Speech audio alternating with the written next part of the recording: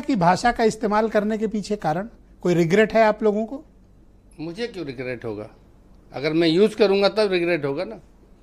ये जो पीछे मंच पे देख रहे हैं अपने पीछे स्क्रीन पे, हाँ। अखिलेश जी के सामने ब्रजेश पाठक, ये ब्रजेश पाठक को जरूरत है इसलिए ये मुद्दा बनाया है।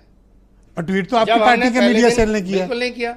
जब मैंने पहले दिन से लगातार मैं स्टेटमेंट दे रहा हूं और मुझे बहुत शिकायत है आपसे। हाँ। मैं था नहीं, आप लगातार समाजवादी पार्टी बोले जा रहे थे। सबसे पहले मैंने आपके चैनल को इंटरव्यू देके कहा कि वो ट्विटर हैंडल हमारा वेरीफाइड हैंडल नहीं है। वो आपका हैंडल ही नहीं है। मैंने आपसे कहा, सुनिए ना ना, जैसे आलोक जी आलोक जी मैंने बोले, अरे रुको जरा से, बीच में ना बीच में नहीं आलोक जी एक सेकंड, एक चीज में मुझे क्लैरिटी दो, एक सेकंड आलोक जी रुको। आप वो हमारा वेरीफाइड हैंडल नहीं है, उस हैंडल को फॉलो करिए आप। उस हैंडल से कोई समाजवादी पार्टी की मीडिया सेल को निर्देश, कोई सूचना, कोई जानकारी, कोई ऑफिशियल अनाउंसमेंट कुछ कभी आज तक आया हो? तो आपकी पार्टी का हैंडल ही नहीं, तो फिर अखिलेश जी ने ट्वीट क्यों किया? रुक जाइए कि हम अपने लोग को समझाएंगे। नहीं, क्योंकि ब्रजेश पाठक जी ने उस ट्वीट के साथ अखिलेश जी को टैग किया और उनसे कहा कि आपको कैसी भाषा लगती है ये। तो अखिलेश जी ने कहा कि मैं तो अपने लोगों को समझाऊंगा, आप भी सुधरिए। सबसे पहले डीएनए तो आपको याद आता है क्या? नेताजी का नाम ले लेके सदन में बातें नहीं हुई?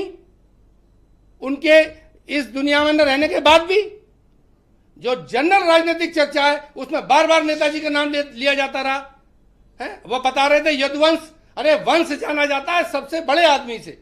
यदुवंश के सबसे बड़े आदमी, सबसे बड़ी पर्सनालिटी श्री कृष्ण है, उनसे जाना जाता है वंश। वंश जो विवादित लोग होते हैं उनसे जाना जाता है क्या वंश? इतना समझ नहीं है क्या? मीडिया सेल चलाता कौन है? मैं आपसे क्या कह रहा हूं, अधिकार नहीं है, मैं इसके आगे बता रहा हूं। एक सेकंड आलोक जी रुको जरा, क्लैरिटी आने दो ना। ऋचा राजपूत नाम की महिला लगातार लिखती थी ट्वीट्स, उसको बाकायदा सम्मानित करके सरकार में जगह दी। क्या भाषा है उसकी? क्या उसको कभी अखिलेश जी ने जवाब दिया? इस तरह के ट्रोलर्स, अगर ब्रजेश पाठक अपने आप को एक ट्रोल समझते हैं या किसी ट्रोल का जवाब देना चाहते हैं, अखिलेश जी पे तो रोज अभी उठा के देख लो कितने सारे अकाउंट से भारतीय जनता पार्टी की पूरी ट्रोल आदमी पैदा की हुई है। क्या अखिलेश जी सबका जवाब देते हैं? ज्यादा से ज्यादा शिकायत है, हमारे समर्थक एफआईआर दे देते हैं, हमारी एफआईआर पे कोई कार्रवाई नहीं होती। कम से कम 100 एफआईआर समाजवादी पार्टी की तरफ से। अच्छा, तो ये बताओ कि इसका समाधान क्या है? क्या इस तरह की भाषा का स्तर और नीचे जाएगा?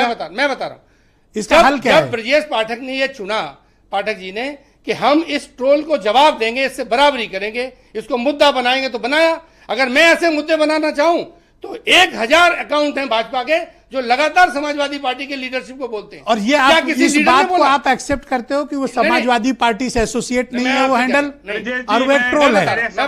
वो एक ट्रोल है।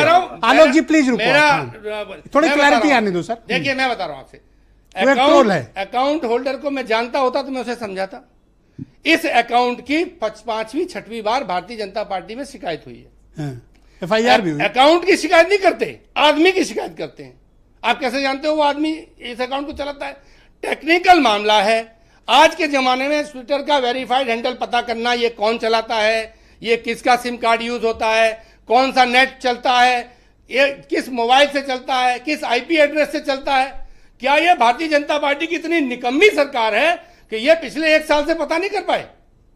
6 एफआईआर रख के लिखे, क्यों नहीं पता कर पाए? तो इस ट्वीट से आप अपने को अलग करते हो? नहीं, हम तो बिल्कुल कह रहे हैं हम इस भाषा के। आलोक जी प्लीज रुकना पड़ेगा, वीरेंद्र जी के बाद मैं आपको पर्याप्त समय दूंगा। हम इस भाषा के पक्ष में नहीं है। करेक्ट, लेकिन ब्रजेश पाठक डीएनए की बात करेंगे सदन में, बार बार अपमानित भाषा बोलेंगे। हरिशंकर तिवारी जी के लिए क्या बोला था ब्रजेश पाठक ने? सदन के अंदर बोला था, कह रहे मैं व्यक्तिगत नहीं बोलते। जब मुख्यमंत्री योगी आदित्यनाथ को खुश करना था तो उनके राजनीतिक। थैंक यू सर, बहुत शुक्रिया सर, धन्यवाद सर। कहने लगे वीरेंद्र जी भी हमें इस डिबेट में ज्वाइन कर चुके हैं। धन्यवाद sir, thank you sir. Virendra ji भी आ गए डिबेट में। वीरेंद्र जी स्वागत आपका। अरे अभी आप रुक जाए सर, एक लाइन में आपको सेकंड राउंड में फिर टाइम दूंगा आपको। कारण बता दे रहा हूं आपको, बस जो आपने पूछा था।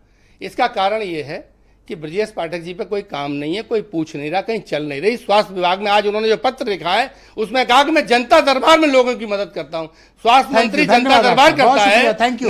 एम्स बना पा रहा, मेडिकल कॉलेज बना पा रहा, इसलिए न्यूज में बने रहने के लिए मुद्दा गर्म किए। ऑलराइट वीरेंद्र जी।